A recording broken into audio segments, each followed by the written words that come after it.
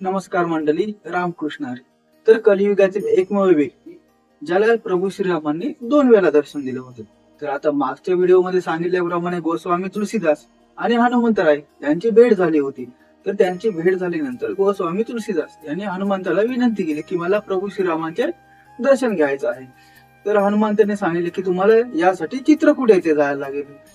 तर गोस्वामी तुलसीदास काशी येथून चित्रकूटला गेले आणि तेथील रामघाटावर जाऊन आपले रामकथा सर्वांना सांगू लागले. तर एक दिवस चित्रकूट मध्ये फिरत असताना तुलसीदासांना समोरून येणारे 2 राजकुमार दिसले. 2 सुंदर घोड्यांवर ते 2 सुंदर राजकुमार होते. ते राजकुमार एवढे सुंदर दिसत होते, त्यांना पाहून तुलसीदास मनमोहित झाले. हे एवढे सुंदर राजकुमार नक्की आहेत तरी कोण? यांना बघून ते एकदम भारावून गेले. तर यांना बघता बघता ते राजकुमार त्यांच्या समोरून निघून गेले. त्याच्यानंतर हनुमंतराय त्यांच्या पाठीमागे आले आणि त्यांना सर्व किस्सा सांगितला की तुम्ही ज्या 2 राजकुमारांना बघितला होता ते प्रत्यक्ष राम आणि लक्ष्मण होते. तर ही गोष्ट ऐकून तुलसीदासांना खूप दुःख झाले. त्यांना एक प्रकारचा पश्चाताप झाला.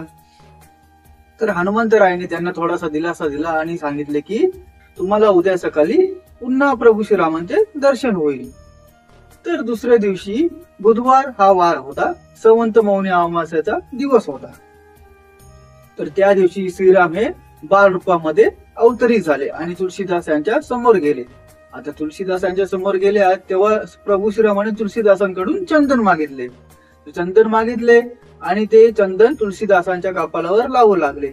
तर आता हे बघताच हनुमंतरायांना समजलं की आज सुद्धा तुलसीदास धोका खातील, यांना प्रभू श्रीराम ओळखता येणार नाही. तेव्हा हनुमंतरायाने एका बाजूला जाऊन पोपटाचे रूप धारण केले आणि म्हणाले की चित्रकूट के घाट पर भई संत की भीर, तुलसीदास चंदन घिसे तिलक देत रघुबीर. हे शब्द तुलसीदासांच्या कानावर पडतात. त्यांना समजलं की प्रत्यक्ष प्रभू श्रीराम आपल्याला तिलक लावत आहेत. ते एवढे भारावून गेले, स्वतःला हरून गेले की ते प्रभू श्रीरामाचे सदृश्य पाहून ते प्रत्यक्ष त्यांना ब्रह्मांडाचे दर्शन झाले.